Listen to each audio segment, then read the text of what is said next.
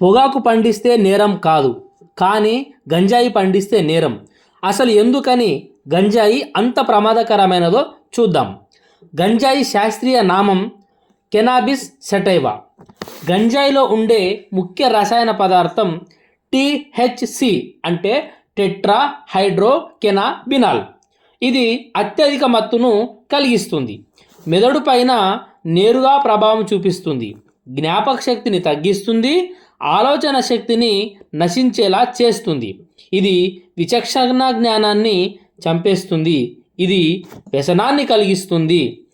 దీనిని ఉపయోగించే వ్యక్తులు నేరాలు చేసే అవకాశం పెరుగుతుంది. సులభంగా దొరికితే అత్యధిక మంది ఉపయోగిస్తారు.